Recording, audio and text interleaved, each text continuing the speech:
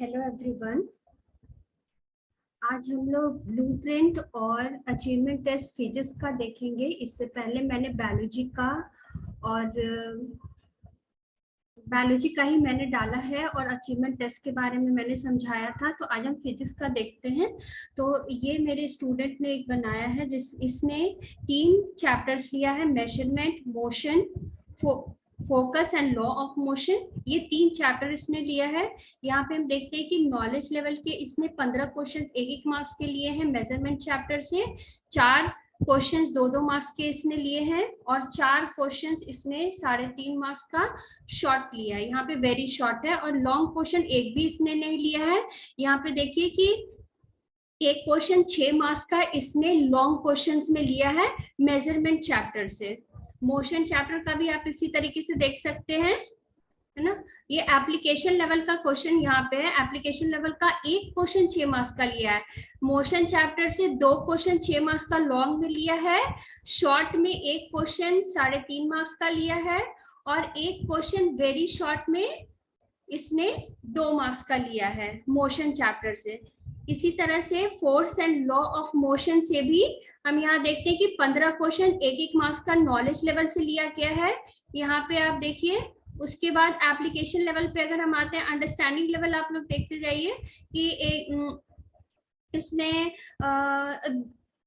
2 questions लिया है एक मार्क्स का। 2 क्वेश्चन इसने 2-2 मार्क्स का वेरी शॉर्ट में लिया है और 6 क्वेश्चन इसने 3.5 मार्क्स का लिया है शॉर्ट में। लॉन्ग क्वेश्चन एक भी नहीं लिया है। और एप्लीकेशन लेवल में हम जब जाते हैं तो एक क्वेश्चन इसने लॉन्ग लिया है 6 मार्क्स का, है ना। तो इस तरीके से हम यहाँ पे देखते हैं। फिर number of the question total यहाँ पे लिखा हुआ है कितना क्वेश्चन है।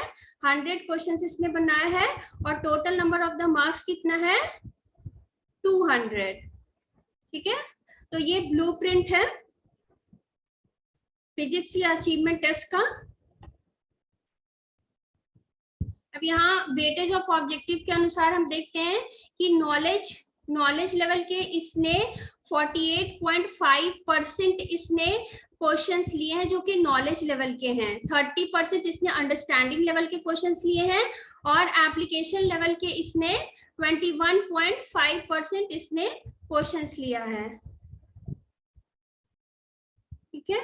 यहाँ पे ये मार्क्स लिखना यहाँ पे उससे छूट गया है।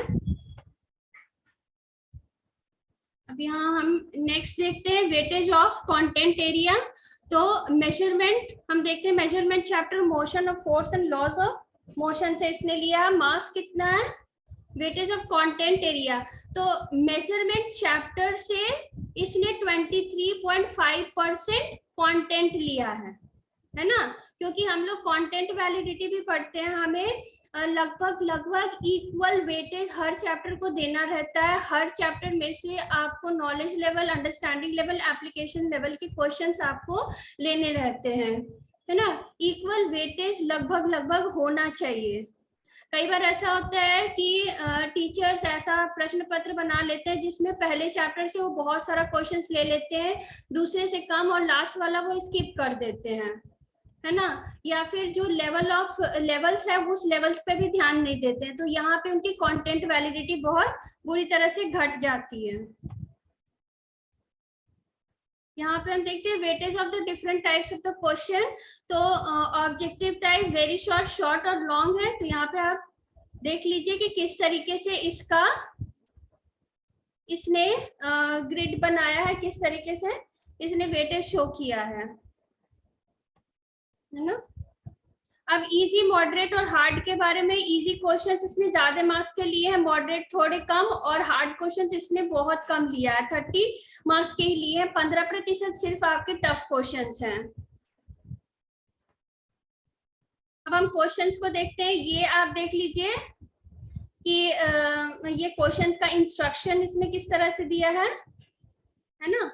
उसके बाद सेक्शन ए में इसने फिलिंग द ब्लैंक्स दिया है। जैसे ऑब्जेक्टिव टाइप्स ऑफ क्वेश्चन है, filling the blanks, true and false, match the following, है ना, टिक द करेक्ट वन, ये सब आप डाल सकते हैं। तो ये सारा है, आप क्वेश्चंस देख लीजिए। ज्यादातर अंडरस्टैंडिंग लेवल के ही क्वेश्चंस होंगे।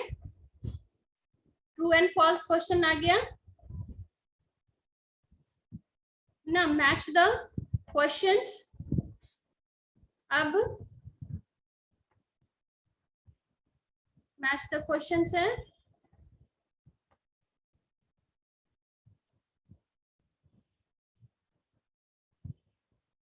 सेक्शन सी आ गया, यहाँ पे शॉर्ट आंसर है, distinguish between the uniform and the non uniform motion. जब डिस्टिंग्विश वर्ड आ गया आपका तो आप समझ जाइए कि ये अंडरस्टैंडिंग लेवल का क्वेश्चन आ रहा है ना। What is the difference between the speed and velocity, ये आप समझिए नॉलेज लेवल का क्वेश्चन है, इसमें व्हाट क्वेश्चन भी पूछा गया है। Define the term displacement, is displacement can be zero, तो ये जो डिफाइन द टर्म डिस्प्लेसमेंट है ये मेमोरी लेवल का, क्योंकि डेफिनेशन आपसे पूछ रहा है। फिर is the displacement can be zero, तो ये अंडरस्टैंडिंग लेवल हुआ।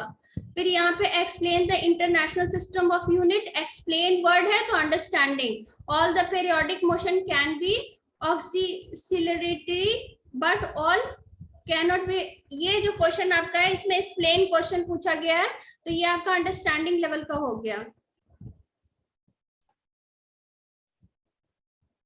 What question है, if action is always equal to the reaction, explain how a horse can pull a cart, तो ये अंडरस्टैंडिंग लेवल हुआ। हाउ यहाँ पे देखिए, how do we able to walk on the ground, ये भी अंडरस्टैंडिंग लेवल का हो, क्योंकि हाउ क्वेश्चन इसमें पूछा जा रहा है।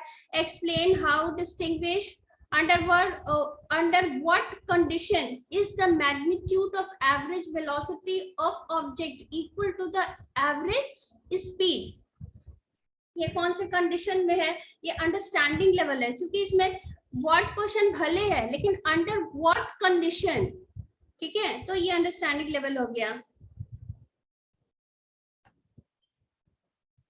During an experiment a signal from a spaceship reached the ground station in 5 minutes. What was the distance of a spaceship from the ground station? The signals travel at the speed of light, that is 3 into 10. ये जिस तरह से भी इन आप physics में आप लोग किस तरह से डिफाइन करते हैं वो यहाँ पे देखिए आप। तो चूंकि यहाँ पर एक्सपेरिमेंट से बात की जा रही है, ड्यूरिंग एन एक्सपेरिमेंट, है ना, तो कुछ एक्सपेरिमेंटल सिचुएशन दिखाया जा रहा है कि उस न्यू सिचुएशन में स्टूडेंट को ले जा रहा है ना, और उस न्यू सिचुएशन में आपसे पूछा जा रहा है कि ऐसी परिस्थिति में क्या होगा, है, तो ये आपका एप्लीकेशन लेवल का क्वेश्चन हो जाता है। यहाँ सेक्शन डी लॉन्ग क्वेश्चन आ गया है।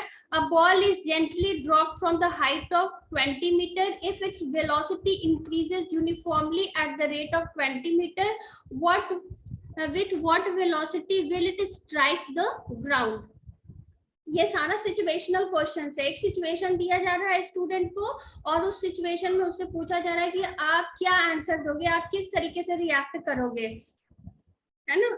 तो वो उस सिचुएशन में अपने आप को पुट करेगा और वो सोचेगा कि इस तरह से बॉल जब ड्रॉप होता है 20 मीटर से तो उसकी वेलोसिटी के बारे में वो सोचेगा, तब वो आंसर दे रहा है, ठीक है। तो ये एक तरह से अप्लाई कर रहा है वो अपने नॉलेज को, जो उसने पढ़ा था, जो उसने समझा था। यहाँ पे बाय यूजिंग ग्राफ से द्वारा प्रूफ किया जा रहा है, क्योंकि इसमें आपका साइकोमोटर डोमेन यूज हो रहा है ना, इसलिए एप्लीकेशन लेवल तक खिंच जाता है ना।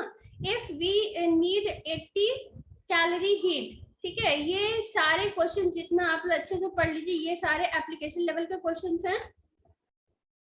अक्सर सारे स्टूडेंट्स पूछते हैं कि एप्लीकेशन लेवल के क्वेश्चंस नहीं बना पा रहे हैं, तो सबसे पहले तो आप लोग ये ध्यान में रखिए कि एप्लीकेशन लेवल के क्वेश्चंस वही होते हैं जो सिचुएशनल क्वेश्चंस होते हैं। आपके सामने एक सिचुएशन दिया जा रहा है और इस सिचुएशन में आप अपने आप को पुट कर रहे हैं, स्टूडेंट अपने आप को पुट कर रहा है और वो सोच रहा है कि ऐसी परिस्थिति में क्या होगा। तो वो अपने जो ज्ञान उसने अर्जित किया है, जो ज्ञान को उसने समझा है, ठीक है, समझा है, उसी को वो अपने डे टू डे लाइफ में परख रहा है, यूज कर रहा है तो यहाँ पे ये एप्लीकेशन है, बहुत अच्छे क्वेश्चन यहाँ पे बनाए गए हैं। A farmer moves along the boundary of the square field of side 10 metre in 40 seconds. What will be what she has written? Magnitude of the displacement of the farmer at the end. यहाँ पे कुछ mistakes उससे हो गया है, printing mistake.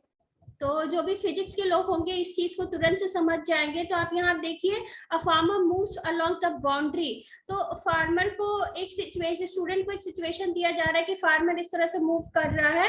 तो अब वो 40 सेकेंड्स में 10 मीटर वो बाउंड्री वो मूव कर पा रहा है। तो बाउंड्री पे मूव कर पा रहा है। तो यहाँ पे वो देख सकते हैं आप लोग कि कैसे इसने एप्लीकेशन लेवल के क्वेश्चंस बनाए हैं। ओके, अब यहाँ पे हम लोग देखते हैं,